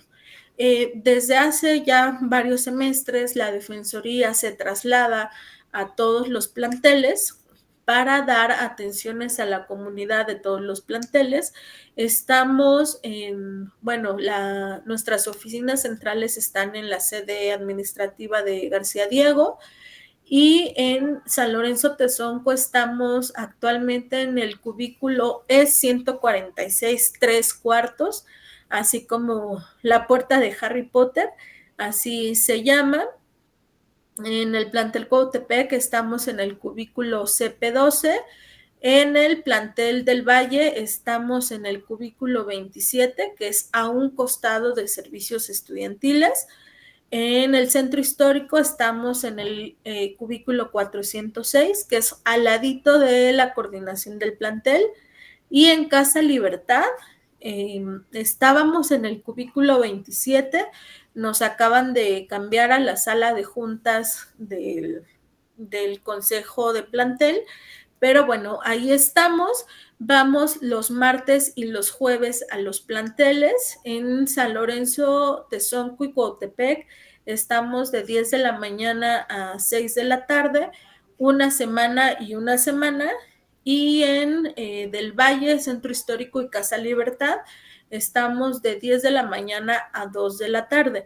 Esto atendiendo a que, bueno, son planteles más chicos, es menos la comunidad, a diferencia de Cuautepec y de San Lorenzo Tezonco. A estos últimos, Del Valle, Centro Histórico y Casa Libertad, vamos cada 3 semanas. Esa sería el final de la presentación de la Defensoría. Y por último, señalarles acerca del catálogo de normas de convivencia. No me adentro mucho porque en la Defensoría no tenemos competencia para atender los casos que se presentan aquí, pero les puedo decir que los casos que atiende el catálogo de normas de convivencia, como si su nombre lo dice, son todos aquellos actos que no son propiamente actos de violencia, pero que pueden ser problemáticas de convivencia. Por ejemplo, entre compañeras, estudiantes mujeres en un grupo que vienen y dicen, es que me ve feo, cada que voy en el pasillo y me lo encuentro, se me queda viendo feo, pero no hay ningún otro acto. No hay un acto de violencia física, no hay una humillación, no hay ningún acto de violencia psicoemocional, no hay nada más que este acto de que ya nos traemos, ¿no? Como con la mirada. Son actos que son problemáticas de convivencia y que se pueden mediar o conciliar. El procedimiento establecido en el catálogo de normas de convivencia es justamente eso, un procedimiento de mediación y conciliación que pretende dar fin a una problemática que no sea de violencia y de forma pacífica. La diferencia entre mediar y conciliar es en la mediación pueden estar presentes en una misma reunión las dos personas, siempre acompañados del personal de la Comisión de Mediación y Conciliación. Y en la conciliación, si bien es cierto, se pretende llegar a un acuerdo pacífico, pero las personas no se quieren ni ver, entonces hacen el acuerdo cada uno de forma separada con algún integrante de la Comisión de Mediación y Conciliación con el mismo objetivo de dar fin a la problemática. Y ese es el procedimiento, es un procedimiento voluntario, no es un procedimiento obligatorio. ¿Esto qué quiere decir? Si, por ejemplo, la profesora Mari Durán acude porque tiene un problema con la profesora Rubicelli, entonces en mediación le van a explicar el procedimiento. Ella a lo mejor dice, bueno, yo sí quiero dar inicio. Entonces lo que hace la comisión es contactar a la profesora Rubicelli y toda vez que no es un procedimiento obligatorio, la profesora Rubicelli puede no contestar, no acudir o ir a la reunión informativa, pero no manifiesta ella su deseo de no querer iniciar el procedimiento. Entonces, pues básicamente ahí no sucede nada, no se media, no se concilia, y lo que seguiría es que toda vez que no hubo forma de mediar o conciliar, la Comisión de Mediación y Conciliación tendría que hacer un dictamen que tiene que enviar al Consejo de Justicia para que el Consejo de Justicia pueda, si así lo considera, emitir una sanción en contra, por ejemplo, de la profesora Rubicelli, no por el acto de que no quiso mediar o conciliar, sino por el acto inicial o motivo de la queja. Otros actos que atiende el catálogo de normas de convivencia es, por ejemplo, la portación de armas, cualquiera de ellos, sean armas blancas, armas punzocortantes, y una muy importante que me parece que es una de las que también más se realizan, que es el consumo de drogas, de alcohol, de cigarro dentro de los espacios universitarios. Estos son actos que están normados y que se pueden llevar a través del catálogo de normas de convivencia con la comisión de mediación. Esos son los procedimientos, tanto del catálogo como del reglamento y protocolo. Yo las y los quiero invitar, si ustedes consideran estar siendo víctimas o haber sido víctimas de actos de violaciones al reglamento, de algún acto descrito en el protocolo, acérquense a la Defensoría, nosotras los vamos a acompañar, los vamos a orientar, las y los vamos a orientar. Y si es necesario, pues inician los procedimientos. Tenemos más quejas iniciadas por protocolo que por reglamento. Entonces, hay una cantidad importante y por eso también la invitación es extensiva a si ustedes son testigas, son testigos, saben de actos descritos en el protocolo realizados en contra de alguna persona de la comunidad, es importante que los denuncien, porque el deber de prevenir y erradicar la violencia no es solo de la Defensoría.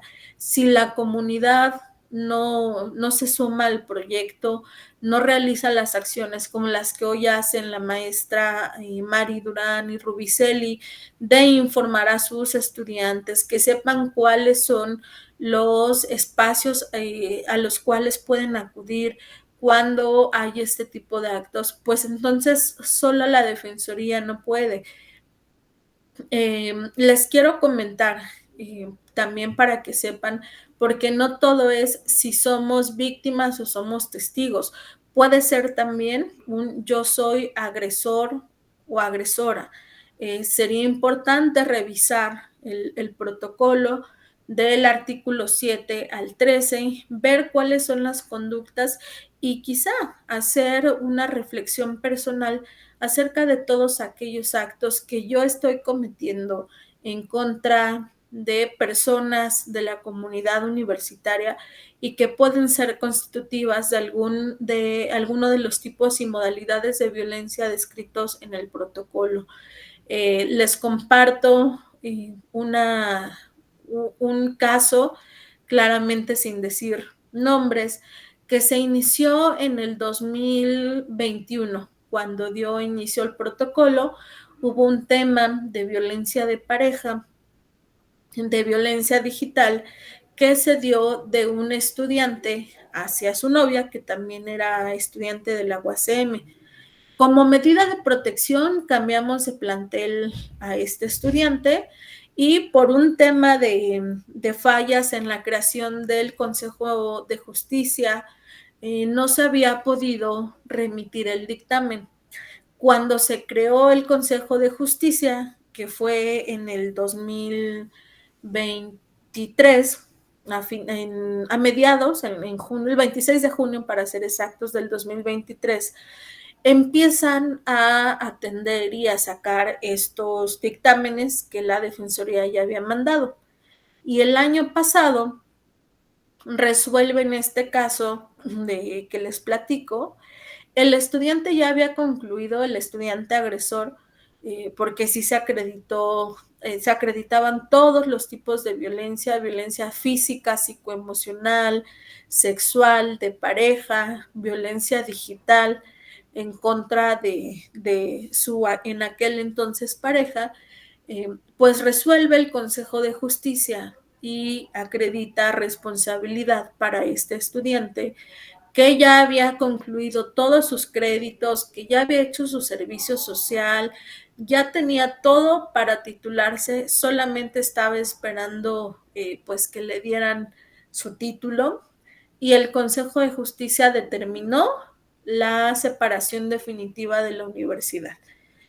Claramente este estudiante estaba enojadísimo, acudió a la oficina del abogado general a presentar su impugnación y la oficina del abogado general pues estuvo de acuerdo con la resolución que había emitido el Consejo de Justicia y dijo, es separación definitiva de la universidad. Pues el estudiante, aun cuando ya había terminado todo, cuando estaba a semanas o quizá días de que le entregaran su título, pues ya no pudo recibir su título y se fue así, sin nada de esta universidad. Entonces, ha habido más casos de estudiantes que actualmente están suspendidos de forma temporal, casos de otros estudiantes que están suspendidos ya de forma definitiva de la universidad. Y esto se los comento porque es importante crear esta reflexión, porque si en algún momento se realizan actos de violencia, estos pueden ser sancionados.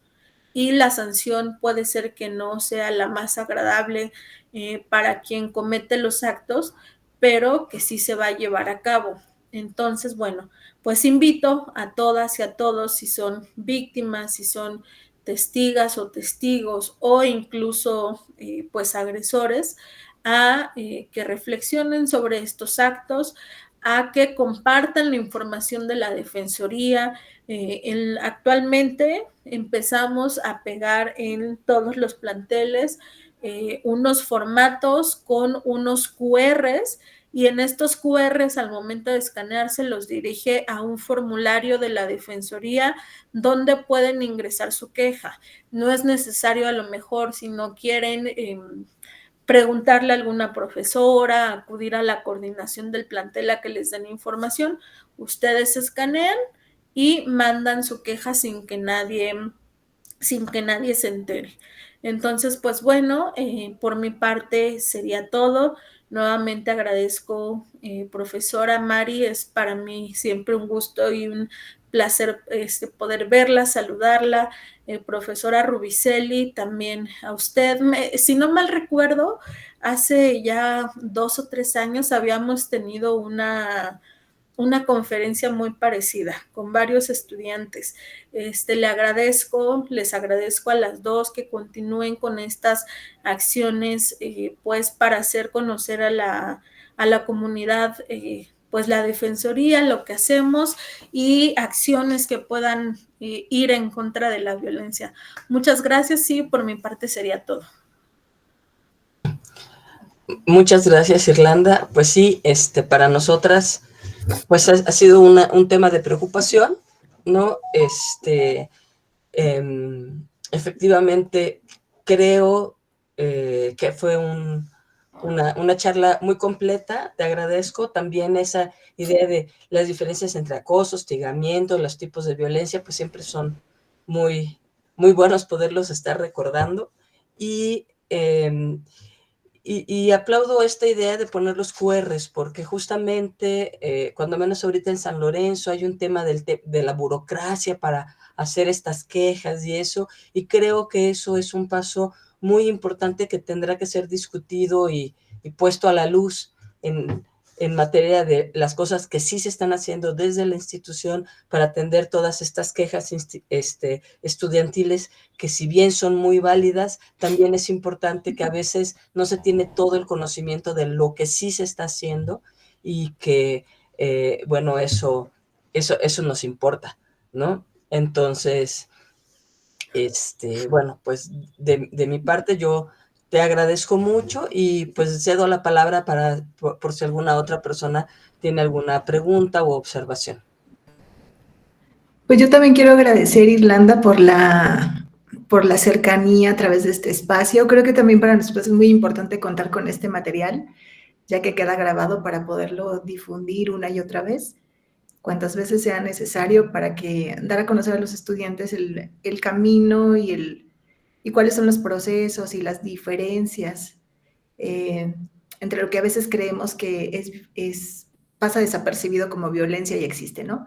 Entonces, pues muchísimas gracias. Yo creo que a lo mejor entre los estudiantes que están conectados existirán algunas preguntas. Si no, y son cosas muy personales o de alguna forma quieren dirigirse directamente a Irlanda, pues ya tienen la forma de hacerlo, ya conocen el proceso. Y pues nada más agradecerles por el interés y por el tiempo de estar aquí con nosotros compartiendo de esta información y también haciendo presencia como parte de la comunidad universitaria y participando activamente pues en conocer, acercarse a la Defensoría. Muchas gracias. Quizá, Irlanda, yo te pediría si nos pudieras compartir el QR, ¿no? Como para que lo pudiéramos también tener, no sé, en el Facebook de la licenciatura, que quede en algún espacio ahí donde tenemos nuestros laboratorios, ¿no? Para que no esté, o sea, porque el asunto con la universidad es que se pegan las cosas, pero hay tanta información que pues de repente pasamos y no vemos ese tipo de cosas. Entonces, a lo mejor en nuestros espacios, digamos, más específicos que tenemos en nutrición y salud de todos los planteles, podríamos estarlos poniendo. Sí, ¿no? Se lo comparto, profesora. En este momento no lo tengo a la mano, pero se lo hago llegar por correo. Y si no, de todas maneras, el jueves nos toca ir a San Lorenzo. Les podemos llevar los formatos para que los tengan, porque además se hicieron, la defensora mandó a hacer los formatos así grandes, hizo unas tarjetitas como de un cuarto de carta, y hizo unas tarjetas como personales, y vienen en los QRs, y en los planteles los hemos difundido, se los podemos llevar. Me indican en qué cubículos están y se los compartimos. Muy bien, y entonces, bueno, nosotros nos quedaríamos también pendientes de información como estos talleres de los que nos hablaba la defensora, Jacibe, y pues si tienen algún otro catálogo de personas, o sea, saben de otros cursos en otros lados, un poco pues para que la gente vea que pues hay dónde irnos formando, ¿no? Porque pues nosotras mismas dentro de estos compromisos de las normas de convivencia, el EPA y otros, pues tenemos que estar dando pasos para tener también nosotros una perspectiva de género en nuestros cursos, en nuestros trabajos y pues más activamente, ¿no? Entonces, pues si tienen ustedes información, yo les agradecería que pues nos las hicieran llegar para poderla difundir. Lo comento con la defensora y se los compartimos. Antes de retirarme, preguntaba profesora Rubiceli en el chat, ¿cuál sería la mejor forma de resolver el tema de las estudiantes que acuden con sus niños a las clases? Y dice usted al final, de manera que no se considere un atentado a los derechos humanos.